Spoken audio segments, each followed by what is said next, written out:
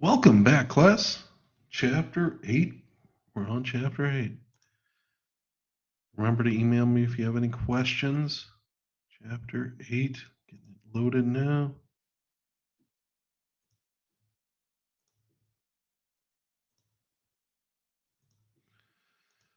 All right. Let's jump right on in. So in Chapter 8, we're going to start focusing on parts of speech. When we think about a speech, we always have an introduction, a body, and a conclusion. So we're really going to focus on two of the parts today. We're going to talk about introductions and conclusions. All right. So jump right in. So the general guidelines, introductions and conclusions have several purposes and reasons for being in a speech. First of all, they organize a speech for our viewer. They lead the viewer into the speech, the audience into the speech, right? And they help segue the audience back out of the speech as well. So when we think about this, it's important. We're looking for those things. We don't think about it consciously, but we are looking for those things. So the length of time for an average introduction for a speech is about 10 to 15% of the total speech time. So if we're talking about a 5-minute speech, 30 to 45 seconds are spent in your introduction. 5 to 10% of the time of your speech should be your conclusion. So in a 5-minute speech, again, 30 seconds is your conclusion. It's pretty straightforward. It's not, these should not be the longest parts of your speech. If they are the longest parts of your speech, you failed to do something in the middle, which is make a great body and walk us through your ideas. All right. So let's talk about how do I create a great introduction. Now I've got some videos I'm going to have you watch in this unit, and you're going to give me some feedback on that from those videos. Okay. But it's kind of one of those, you don't have to take my word for it kind of things. I do this periodically and try to make sure I bring other people in so that you can get a feel for what other people think, other experts in the field. So when we think about structuring and composing the introduction, you actually need your body of your speech really to do an introduction and a conclusion well. You need to have done your research. You need all those elements done before you can really start to build a great introduction. Now, great introductions have 5 main components. Oh, why? Let me go back. Why do I say you need your speech done? Well, you need to know what those main points are. You need to know where you're going with your speech in order to introduce it and conclude it. The 5 main components of an introduction are to A, get the audience's attention. That's probably the most important one, right? We need to establish or enhance our own credibility. We talked about credibility. We've talked about it a lot, actually. Almost, I think we've had 3 lessons, 3 units where we've kind of brought up credibility, because it's important. If your audience doesn't think you're credible, they tune you out. The third element of that introduction is to establish a rapport. Bring the audience into you. Bring yourself to your audience in a way that makes you feel like your peers and that you've got something that you could give them, either with information or perhaps in entertainment. Fourth element is to preview your topic, your purpose, and your general idea or central idea. So you're going to actually give an overview of what you're going to talk about. Remember, I said a good speech talks about what it's going to, tells you what they're going to talk about, then actually tells you the things they said they were going to talk about. And then in concluding, they tell you, they remind you about the things they told you that they were going to talk about in the first place. So it allows us a chance to preview our main points. That's the 5th element. When we think about getting audience attention, anecdotes, narratives, stories can be used, but they need to be short. Because remember, when we're talking about a 5-minute speech, we don't have a lot of time for an introduction, 45 seconds. These stories can be personal and truthful. They could be historical, they could be current, or they could even be from literary sources or even parables. I've seen all of those aspects used in great speeches. Not all at once, but they picked one and they grabbed it and they went with it. Relevance is very important. One of the videos you're going to watch, or I want you to watch, I can't make you watch them, right? Is about someone who survived a disaster, a potential disaster, and how it affected his life. And the way he goes about his speech is amazing. It has changed his life, and that's a positive. We never know what can happen that can make our life better. Relevance to your topic, your story, and your topic need to be relevant. Otherwise, you lose your audience when you start talking about something unrelated. And remember, if it's a personal story, to be in control of your emotion. Things we can use to get the audience's attention: rhetorical questions, startling facts or figures, immediate reference to the subject or purpose. We can just dive right in almost. But it works better if you use a statistic or a fact to kind of segue in. Reference to an audience, appeal to self-interest, meaning here's some information you could use in your life. Reference to current events or historical events that might be interesting for people. You can use humor, but be careful, it's not comedy club hour. And then quotations are always one of the best. When we quote things, opening with a relevant quote can help you set the tone for the rest of your speech. One of the quotes that I use over and over and over again is from Mark Twain, especially if it was an impromptu speech and I got surprised with it that day. I say this quote: "It usually takes more than 3 weeks to prepare a good impromptu speech," said Mark Twain, and I truly believe it. But I'm going to do my best today and share with you, and then I will say whatever it is I'm going to be speaking about. That's how I introduce the whole idea. I might throw an introduction in, but most of the time when I'm giving a speech, I've already been introduced. So another is a what if scenario. We get the audience wondering, get the audience thinking. Ask the question, what if? It invites the audience to participate in the speech with you. What if we were all blunt? How would that affect our lives? You like how I changed it up? What would happen if we all said whatever was on our minds any and every day? Right? I even changed my language and my tone. You saw that. I did that to kind of emphasize a point. This is another speech. I talk about communication and how it should be inclusive and how it should be courteous. And that's my introduction to one of those speeches. It gets people thinking. I kind of start off rudely a bit to kind of grab people, and they're like, what in the world? Now, it puts some people off, but then when they see everybody else engaged, they re-engage themselves, and it's kind of cool to watch. Imagine scenarios are great. We can imagine a world without pollution. That'd be great, right? So imagining, it's a similar method, but it's more relevant for sensational examples. You're going to put your audience members directly into your presentation by visualizing an amazing, extraordinary scenario. Imagine you're jumping out of an airplane and you discover that your parachute doesn't work. What memories might flash before you?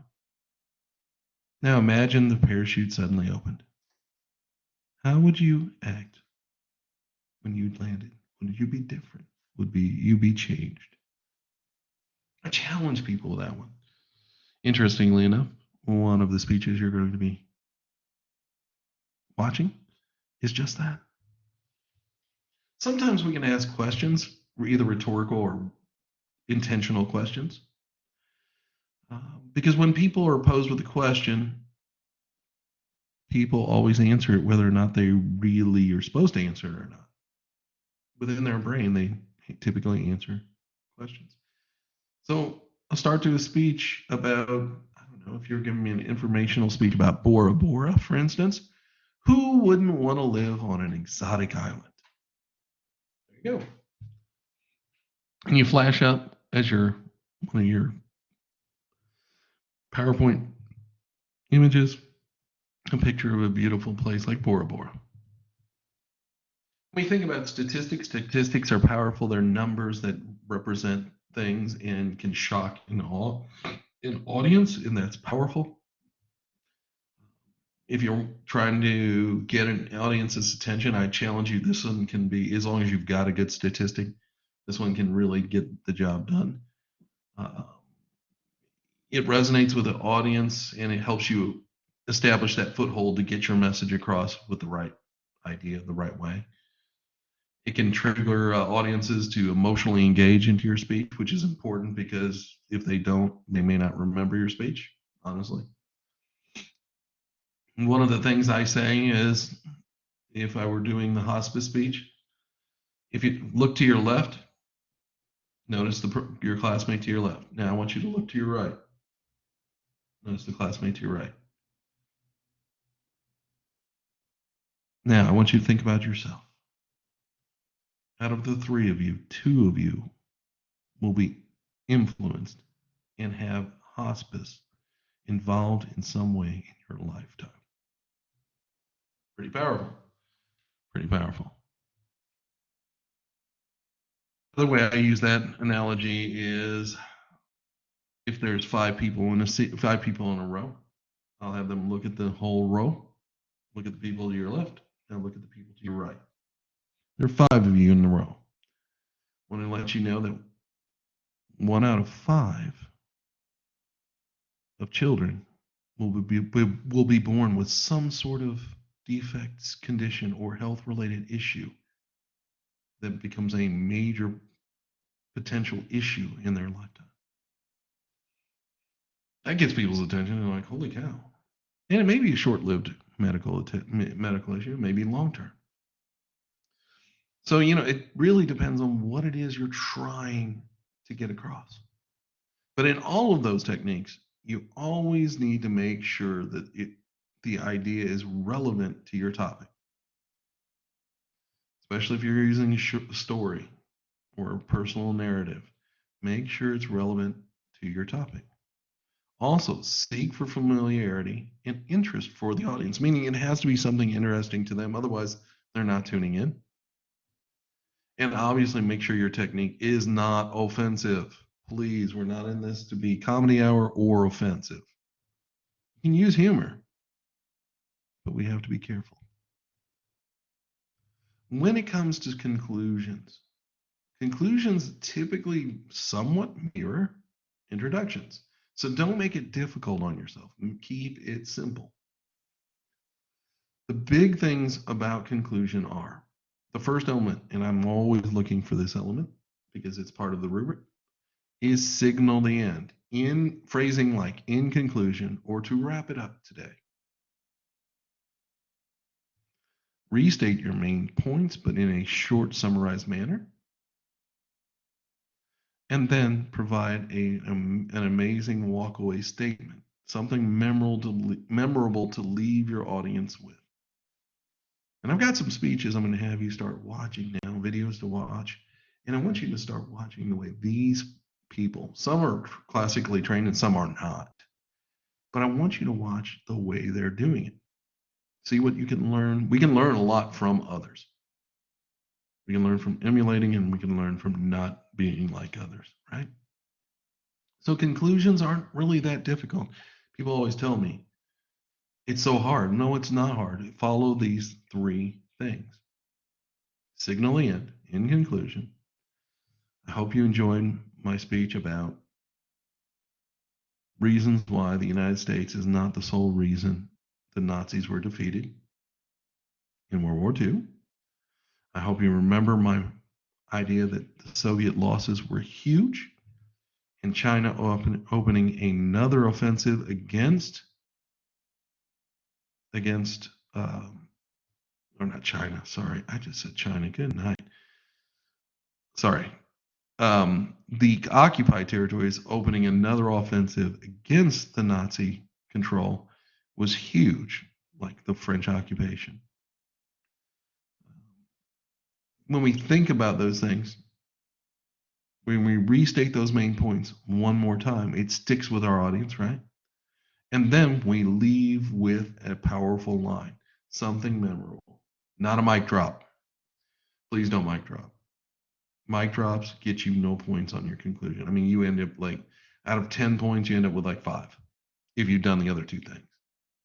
So please, please, please make sure we're following these instructions about conclusions. You're going to get opportunities to watch some speeches. Watch how they end. Watch how they begin their speeches. Look at their main points. Follow these other people's examples as well, because some of these people are professionals, and I want you to hear how they're stating to do an introduction, how they're stating to do a conclusion. Because between the book, myself, and these other experts, one of those techniques will surely work for you. When we think about concluding, and we're thinking about creating a powerful conclusion at the end, set a challenge for your audience. Challenge them to be better. Use a quotation that's relevant to what you were talking about. Have them visualize a future without pollution, right? Visualize a future without a problem, a world problem, right? Use an inspirational quote. Pose a question. And then, like I said, refer back to the methods I said in the introductory method. Use one of those ideas. Use an anecdote or a personal story here. But again, keep it brief. Always, always, always show your audience that there's some sort of interest that they should have for themselves. If you've done a good job in your speech, they understand what the benefit will be. Do not, in an introduction, begin rambling or talk while getting comfortable or talk while you're approaching the podium or fiddle through your cards, right? Don't start with your special purpose statement. Give me an introduction. Please don't talk too fast. Right? Don't talk too fast. Give the audience a chance to get used to your voice and your pacing. Please don't read your introduction. Eye contact is vital at the beginning of a speech, otherwise you lose your audience. And that's what it sounds like when you read, right? And please don't jump up there and start lecturing us on how we can be better people, because people get put off by that, right? We know we could be better people than we are, but show us how. If you show us how, we might do it. In conclusions, please do not conclude more than once. We talked about that a couple times. Please do not bring up any new material. Please don't find yourself stumbling all over your words and or trying to figure out where you are. And please don't mic drop and or don't talk as you leave the podium and or make faces to others. Now, the beauty of not having a live classroom is you probably won't have much of that. But I used to run into that. People will make faces and be like I don't know what they were trying to do. It doesn't leave a professional image. So try not to do it. Be professional about this. Take this seriously, because it is a skill you will need. You will need to utilize this skill throughout your life. So in this unit, you won't find it a super long lecture. However, there are several videos to watch. These are not exceptionally long. I want you to watch them and watch how others approach the problem of introductions and conclusions. And I want you to watch a whole speech where he tells a personal story, but tells us in a way and gives us a message within that personal story. And his delivery is really good for a person who's wasn't a true professional speaker on a regular basis. It's really good. That's it for this class. We'll do chapter 9 next. Thank you so much, and I'll see you next time. Bye-bye.